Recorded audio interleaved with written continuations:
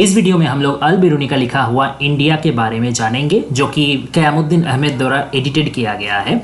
उसका पूरा तो नहीं, 80 चैप्टर का पूरा किताब है, उसमें से 4 सिलेक्टेड चैप्टर जो हम लोग के सिलेबस में है उसी के बारे में हम लोग डिटेल ब्रीफ समरी डिस्कस करेंगे, ताकि एग्जाम पर्पस से सारा चीज़ आप लोग को पता चल जाए। इस वीडियो का PDF आपको मेरे टेलीग्राम चैनल में मिल जाएगा, और टेलीग्राम चैनल का लिंक मेरे यूट्यूब चैनल का डिस्क्रिप्शन में दिया हुआ है, वहां से क्लिक करके ज्वाइन हो सकते हैं। तो ये वीडियो को शुरुआत करते हैं। सबसे पहले अल बिरूनी के बारे थोड़ा सा जान लेते हैं। महमूद ऑफ गजनी जब इंडिया पे इन्वेशन किए थे 11वीं सेंचुरी में, तब उनके साथ एकम्पनी करके कौन आए थे? यही थे महाशय अल Biruni. Who was he? He was a mathematician and an astronomer. 117 से लेकर के 130 AD तक, ये लगभग 13 से 14 साल उन्होंने इंडिया में रहा है और डीपर नॉलेज गेन किया है Indian science and Indian philosophy में। ओरिजिनल अरेबिक में उन्होंने किताब लिखा था इंडिया में उनका एक्सपीरियंस के बारे, जिसका नाम था किताब उल हिंद। उसी को इंडियन नहीं मतलब इंग्लिश ट्रांसलेशन किया गया है डॉक्टर एडवर्ड सी शचाउ द्वारा एक एब्रिज वर्जन में, और वही वर्जन को एडिट किया है क़यामुद्दीन अहमद ने, जो national book trust of India ने पब्लिश किया था 1983 में। उसी बुक में मतलब जो नेशनल बुक ट्रस्ट द्वारा पब्लिश किया गया है, उसी एक्सर्प्ट में से जो 80 चैप्टर का पूरा किताब है, उसी में से 4 गिना चुने चैप्टर लेकर के हम लोग आगे बढ़ेंगे। कौन कौन सा चैप्टर? 63, 64, 65, 66। आइए एक एक चैप्टर बाय चैप्टर समरी हम लोग जान लेते हैं। तो सबसे पहले आते हैं चैप्टर 63। ये किस चीज को लेकर डील करता है? लाइफ ऑफ ब्राह्मण्स, यानी इंडिया में ब्राह्मण्स का लाइफ कैसा था, वो लोग कैसे लाइफस्टाइल जीते थे, क्या क्या राइट्स एंड रिचुअल्स फॉलो करते थे, वो सब चीज के बारे में उन्होंने बहुत ही एक मनोग्राही वर्णना दिया है। तो वो ऐसे बताते हैं कि 7 साल के बाद ब्राह्मण का जिंदगी का जो 4 स्टेज है या 4 फेज लाइफ है वो स्टार्ट हो जाता है। ये एक्चुअली चतुराश्रम प्रथा के बारे रेफर कर रहे हैं। चतुराश्रम प्रथा क्या होता है कि एक ब्राह्मण को अपना जिंदगी में 4 अलग अलग स्टेज से गुजरना पड़ता है। सबसे पहला को कहा जाता है ब्रह्मचर्य, दूसरा को कहा जाता है गार्हस्थ्य, तीसरा है वानप्रस्थ और चौथा है संन्यास। तो यही 4 स्टेज के बारे में उन्होंने इलेबोरेट किया है। तो फर्स्ट स्टेज या ब्रह्मचर्य, ये कैसे बिगिन होता है? 8th ईयर में जैसे ही एक ब्राह्मण लड़का अपना 8वां साल में पैर रखता है, वैसे ही उसका यह फर्स्ट स्टेज बिगिन हो जाता है। और कैसे ये बिगिन होता है? कुछ मतलब ब्राह्मण पंडित आते हैं, उनको इंस्ट्रक्शंस देते हैं कि क्या क्या तुमको फॉलो करके चलना है ज़िंदगी भर के लिए। कुछ आइडियल्स है, कुछ लेसन्स है, कुछ रिलीजियस वैल्यूज़ है जो तुमको एडेयर करके रखना है, ठीक है। और यज्ञोपवीत जो है वो उसका एक पेयर मतलब एक जोड़ा यज्ञोपवीत उनको पहनना पड़ता है ब्राह्मण को।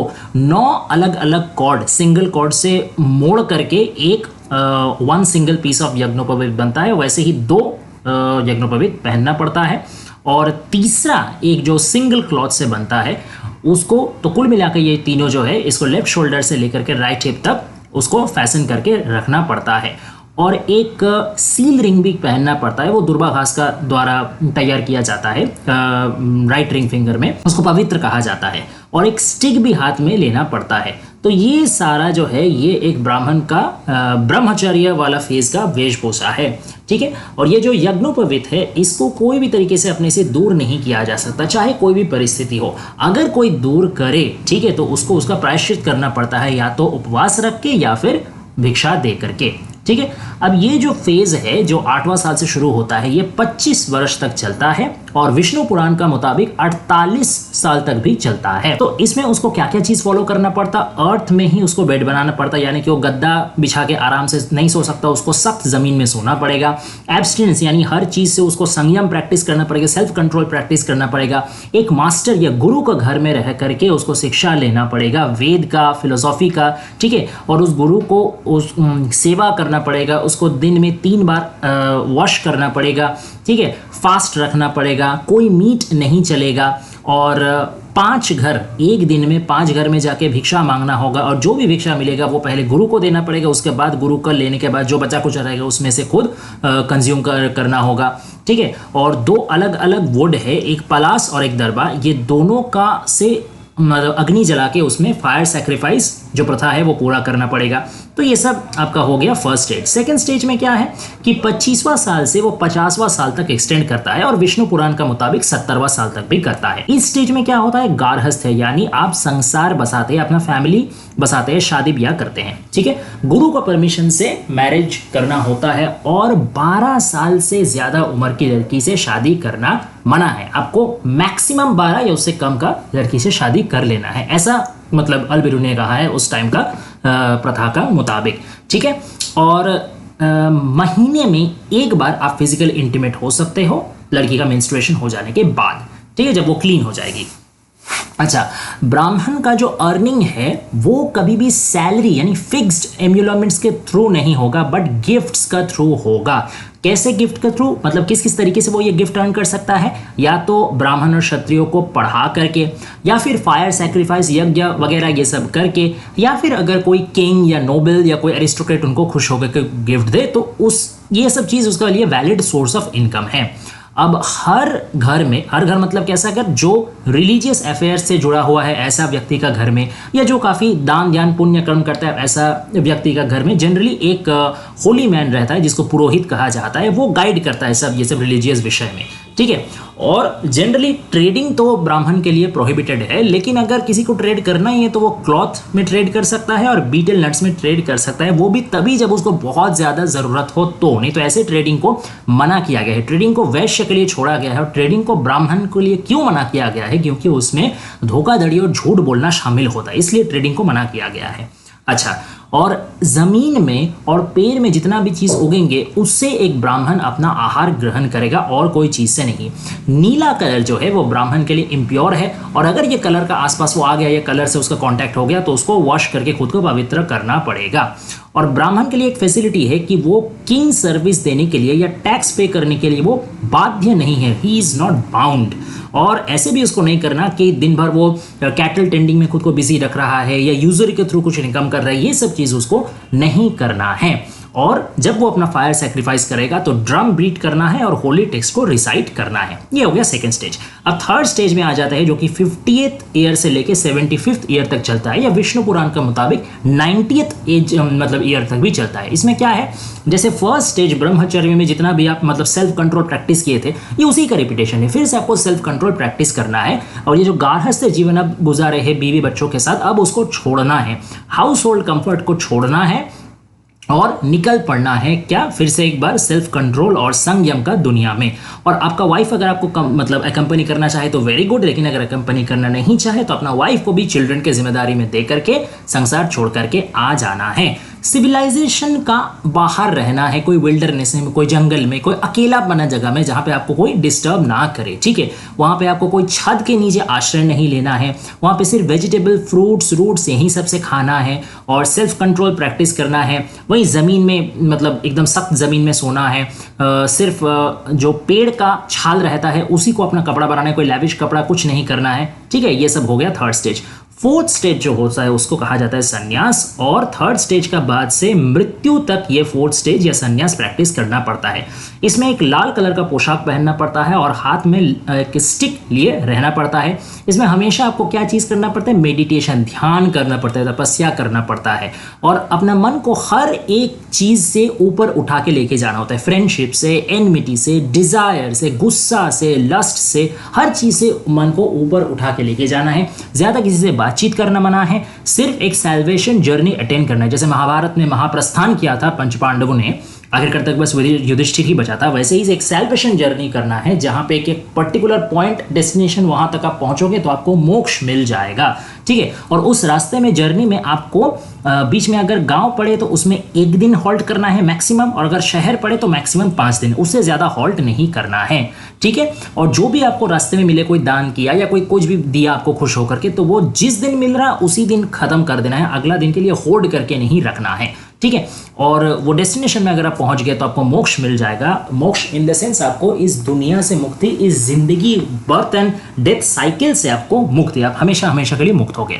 अब कुछ यूनिवर्सल लाइफ लॉन्ग ड्यूटीज है जो ब्राह्मणों को फॉलो करना पड़ता है।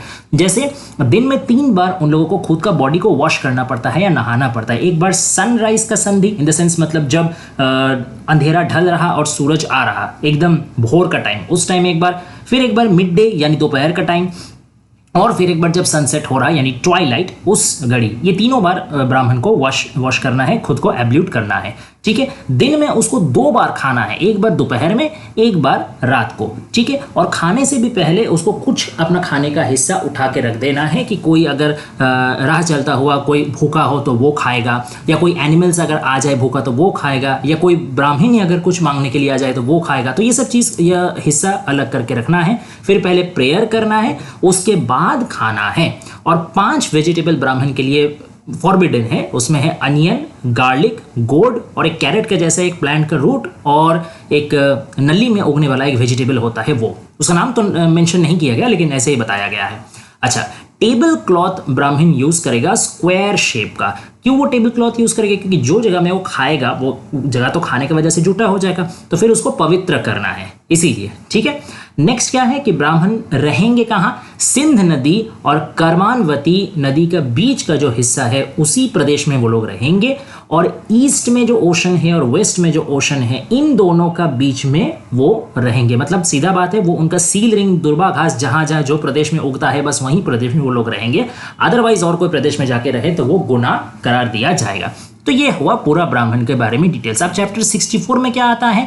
ब्राह्मण छोड़ के जो अदर कास्ट है उनके कस्टम्स और राइट्स और रिचुअल्स के बारे में यहाँ पता चलता है। जैसे क्षत्रिय के बारे, वैश्य के बारे, शूद्र के बारे।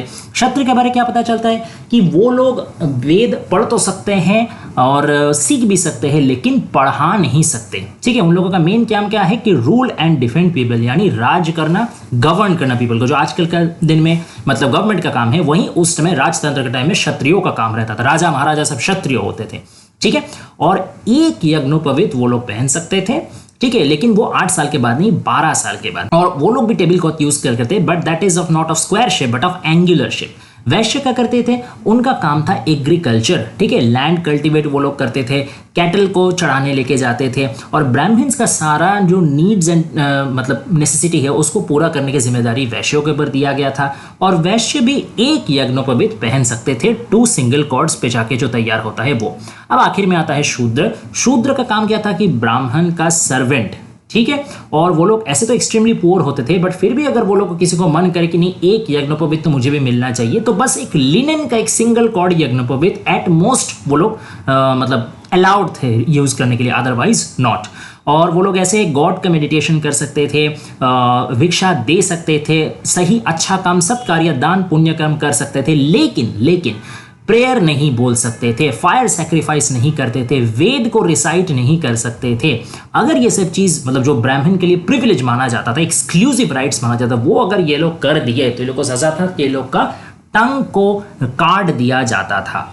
ठीक है, और क्रॉस कास्ट प्रोफेशन भी कोई नहीं ले सकता था, यानी जिस कास्ट का जो प्रोफेशन है वही उसी में सीमित रहेगा। कोई अगर दूसरा कास्ट का प्रोफेशन ले लिया तो वो एक पनिशेबल ऑफेंस है और उसको चोरी से थोड़ा कम आंका जाता था। मतलब सोचिए उसको कितना बड़ा क्राइम माना जाता था।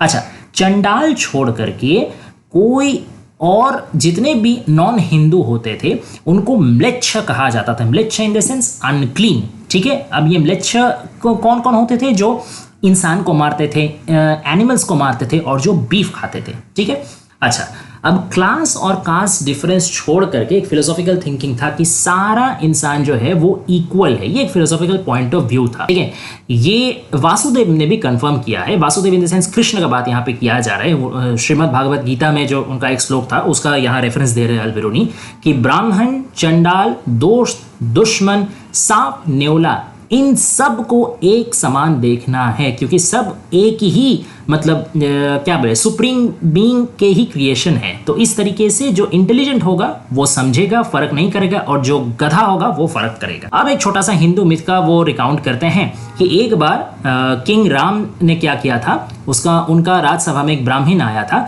जिसका संतान जो मर गया था। ठीक है, तो ब्राह्मण बोला था इस देश में जरूर कुछ गलती हो रहा है जिसकी वजह से ये मेरा बेटा मरा है, आप जा करके देखिए, छानबीन कीजिए क्या बात है।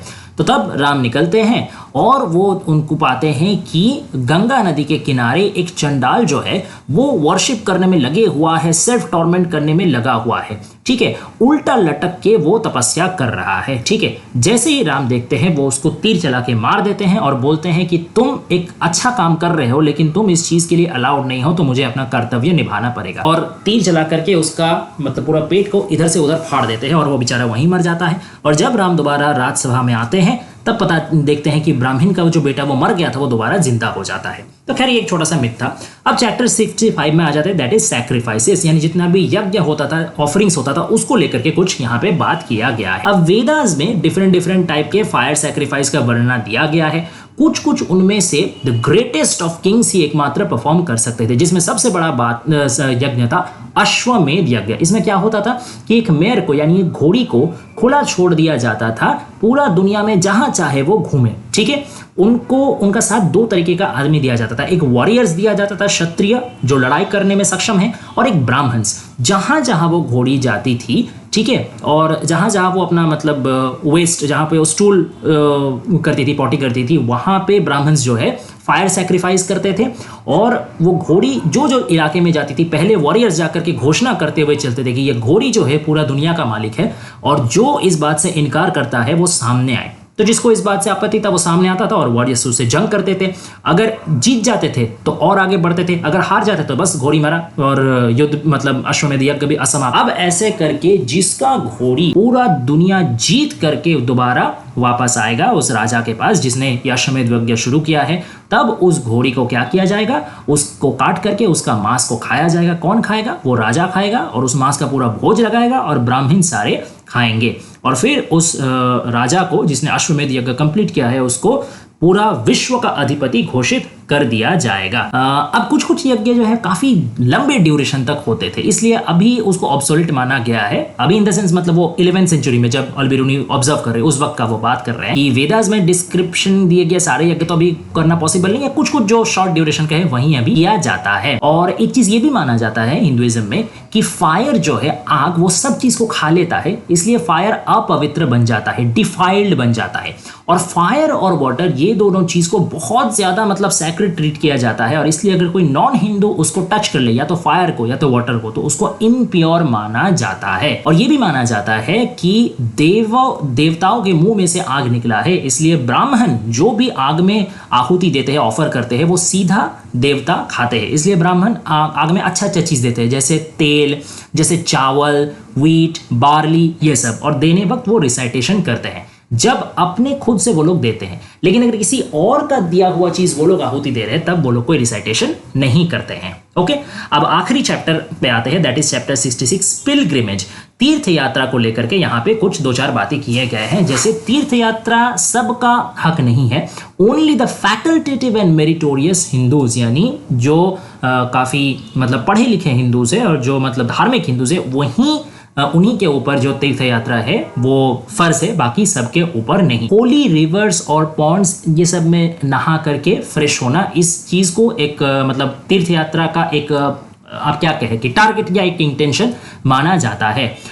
तो वहाँ पे नहा करके सब एब्ल्यूशन करते हैं, नहा करके अपना पाप धोते हैं और फिर प्रेयर्स कहते हैं, सैक्रिफाइसेस करते हैं, वर्शिप करते हैं, और वहाँ से लौटने का वक्त अपना मस्तक और दाढ़ी मुंडन करा करके आते हैं। अब होली साइट में जो भी कोई होली साइट माना जाता है, वहाँ पे पॉन्ड कंस्ट्रक्शन किया जाता है एब्ल्यूशन के लिए। मैं सॉरी यहाँ गलती से एबॉलिशन लिख दिया, ये एब्ल्यूशन होगा, ठीक है, यानी पुण्य स्नान के लिए, आपका अशुद्धि दूरीकरण करने के लिए। अब अल-बिरूनी ने ऑब्जर्व किया है कि ये जो पॉन्ड कंस्ट्रक्शन होता था ना उस टाइम में हिंदुओं के द्वारा, ये बहुत ही एक high degree of artistic sample था, और मुस्लिम्स इनको मतलब सिमिलर स्ट्रक्चर बनाना तो दूर का बात, इनको सही से एडिक्वेटली डिस्क्राइब भी नहीं कर पाते उस समय के मुस्लिम, ऐसा उनका कहना था। काफ़ी मतलब आप सोच सकते हैं, खुद मुस्लिम होकर भी उन्होंने मतलब ऐसा बयान दिया है, तो वो काफ़ी ऑनेस्ट अपना जो भी देखते थे वही लिखते थे। क्यों ऐसा उन्होंने कहा है? क्योंकि उसमें स्टेयर केस रहता था और मल्टी लेयर्ड स्टोन स्लैब्स होते थे, ठीक है, अलग अलग, मतलब जो ऊपर चढ़ रहे हैं, मान लीजिए नहा करके जो लोग ऊपर चढ़ रहे हैं वापस घाट में, उन लोगों के लिए अलग जगह, और जो घाट में उतर रहे हैं नहाने के लिए उनके लिए अलग जगह, ताकि आने एक ही साथ लोग जा और आ सके। अब यहाँ पे पैट्रियोटिज्म के बारे में भी कुछ बताया गया है कि पैट्रियोटिज्म का ओरिजिन कहाँ से है, पैट्रियोटिज्म जस्टिफाइड क्यों है। क्योंकि हम लोग जहाँ भी रहते हैं डिफरेंट डिफरेंट कंट्री में, तो उसमें फिजिकल और जियोग्राफिकल और क्लाइमेट वाला कंडीशन का डिफरेंस तो रहता ही है।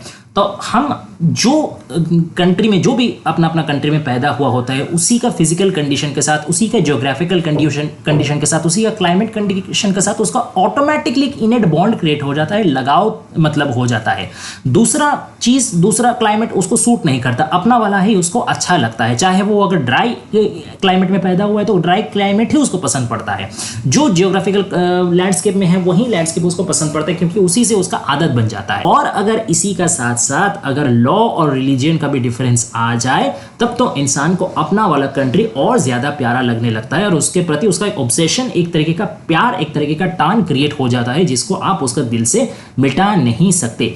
तो लॉ हो गया, रिलीजन हो गया, कल्चर हो गया, जियोग्राफिकल फीचर्स हो गया, ये सारा चीज पैट्रियोटिज्म को कंट्रीब्यूट करता है।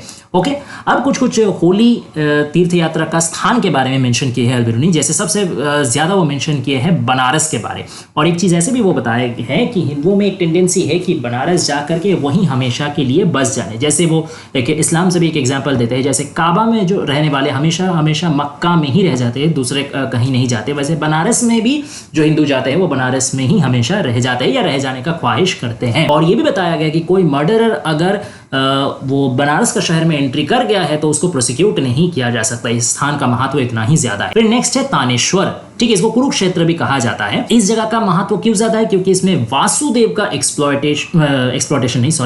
दिखा गया है, यानी वासुदेव यानी श्री कृष्ण ने कुरुक्षेत्र के युद्ध में जो भी वीरत्व दिखाया था, उस वजह से ये जगह प्रसिद्ध है। फिर मथुरा में तो श्री कृष्ण का जन्म हुआ था, नंदगोला में, तो इसलिए भी ये बहुत फेमस है। और मुल्तान और कश्मीर, ये दोनों जगह में भी हिंदू लोग जाते थे, जब तक मतलब उनको प्रिवेंट नहीं किया जाता या वहां से विताड़ित नहीं किया जाता था। तो ये कुछ चीजें हैं पिलग्रिमेज के बारे। तो यही 4 चैप्टर में ये ब्रीफली समरी था। आशा करते हैं आपको पसंद आया होगा। अगर वीडियो अच्छा लगे तो लाइक शेयर और सब्सक्राइब कर दीजिएगा, और नेक्स्ट कोई भी टॉपिक में वीडियो चाहिए हो तो कमेंट डाउन कर दीजिएगा, हम लोग जल्दी से जल्दी बना करके डाल देंगे। Thanks for watching guys.